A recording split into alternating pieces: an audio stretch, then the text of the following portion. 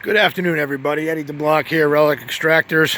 Um, yeah, I'm trying to do a little bit of yard work, and in between yard work, I've been cleaning some of my recent digs, and this is my backside of where the tree fort is. You can see where it is up here in the trees.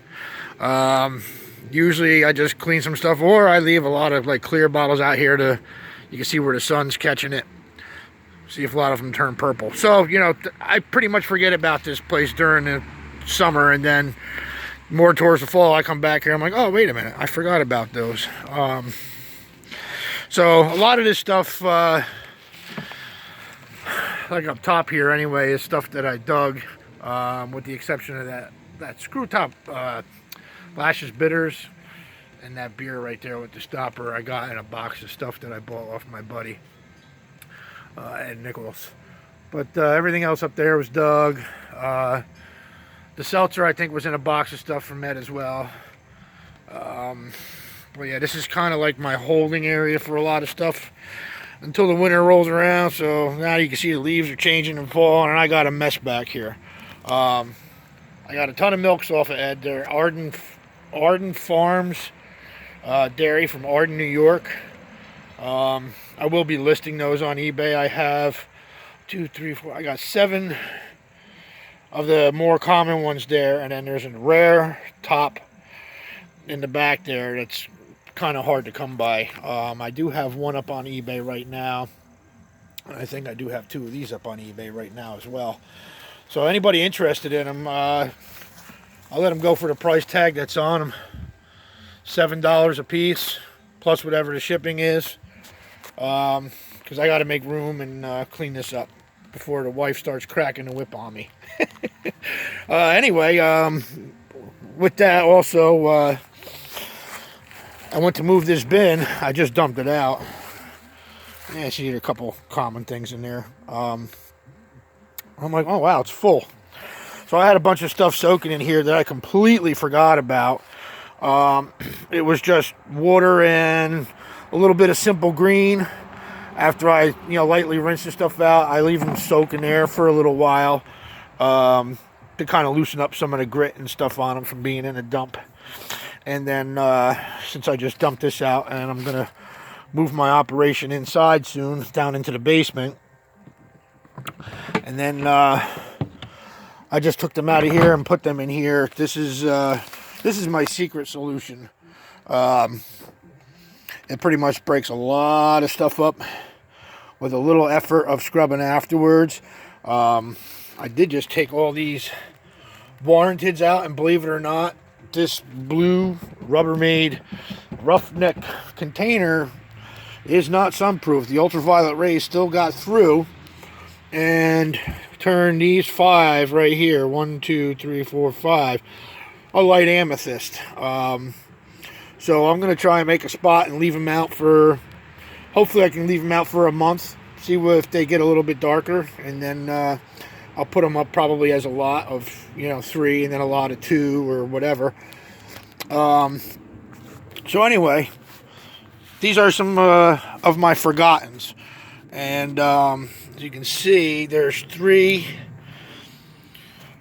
Hanati Janos Bitter Quell mineral water bottles. This is why we really don't take them anymore out of the dump unless, we happen to sell 1 or 2 here or there. Then maybe we'll pull them out. That's how common they are.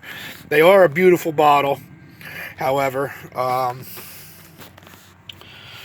not going to pull them out or anything, but I'm going to pull these out. A lot of guys overlook these.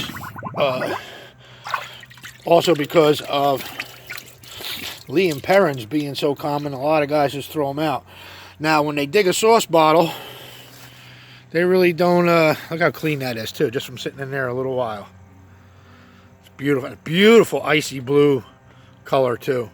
This is a Joshua Longfield, what they call North of England sauce. It's a Worcestershire sauce, Worcestershire, as some people like to say, jokingly. You can see where it says North of England. And the other one that's in there is a clear variant of this. I'm going to re-soak this, sink it in there, even though it's pretty clean. I forgot all about this.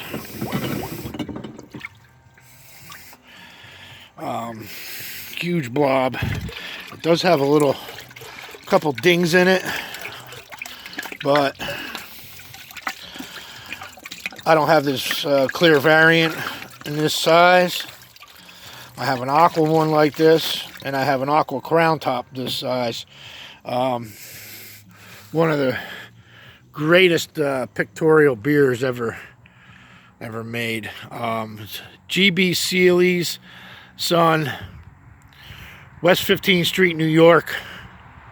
And on the reverse side is a beautiful picture of a bartender cracking open and pouring a bunch of beers for whoever is ready to sit down and enjoy one. Like I said, it does got a cup. It's got a ding right here in the base, and on the other side, the 1E is kind of knocked out a little bit right there. There's the blob. The top is good. Got a little bit of rust in it. So after I take it out of here, I'll put it in the muriatic acid for a couple hours, and it should take the rest of that rust right off. And then I can do my magic on repairs. And if I do sell it, I will list it as it being repaired. I'm getting pretty good at working my magic with some 2-part epoxy on certain things. So that's that. You can tell it's been sitting a while because I haven't cleaned the lid off. All right, I'll get back to you in a couple minutes because I got some stuff out front soaking in some muriatic acid, some stuff that I just dug recently, and I'm trying to play a little bit of catch up with that. So hang on and we'll get back at you. All right, guys, back to the noisy front end of the house. These you've already seen in my previous videos. The Coleman and the Hoster got to get soaked. Like I said, I just got this small tray of muriatic acid here. Straight up muriatic acid, which is clear when you put it in a container. And obviously it's yellow from it breaking up the rust. It will burn your skin if you're not careful. So I try and touch it as little as possible. I got to kind of roll this Coleman's here a little bit.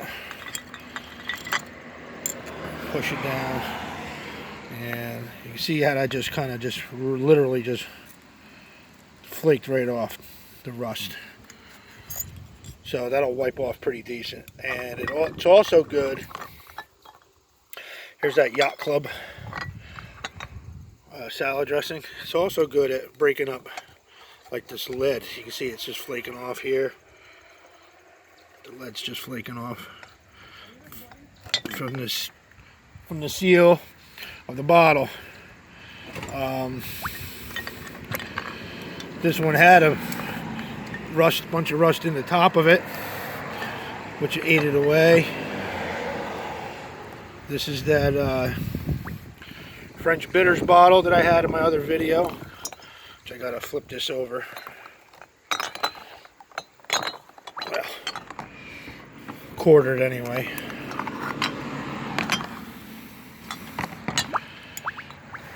And again, you can see how the lead's just kind of, it gets eaten off after a while.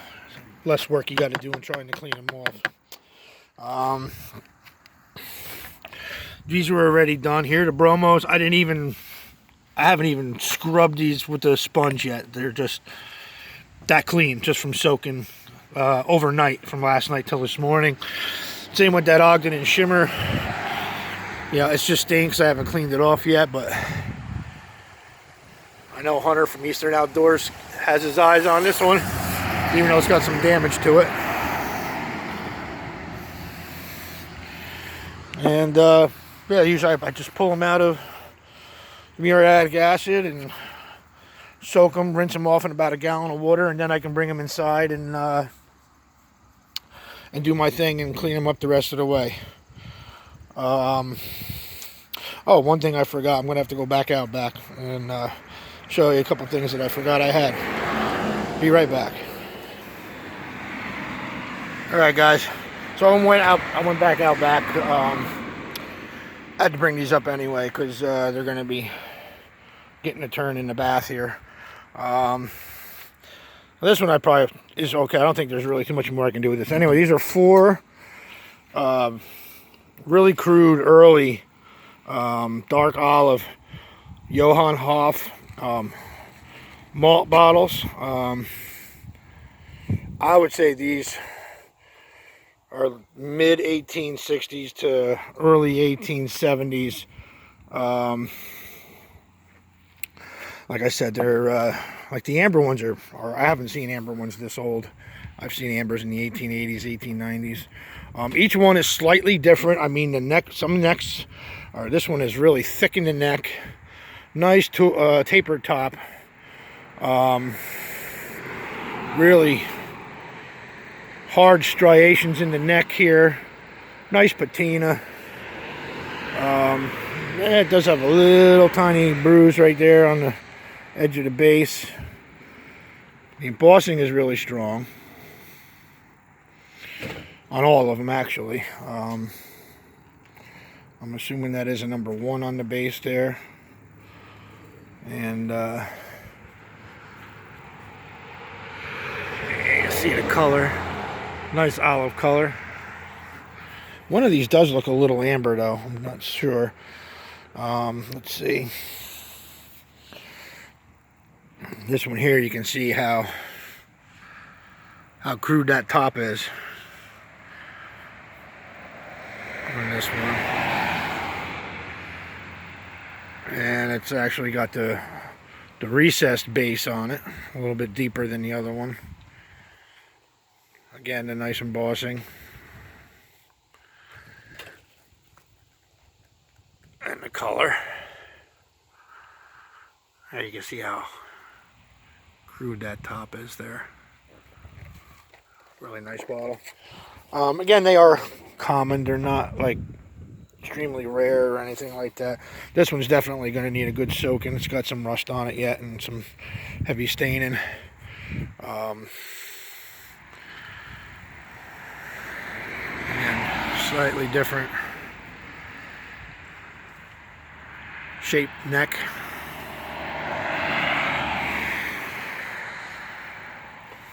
Smooth base.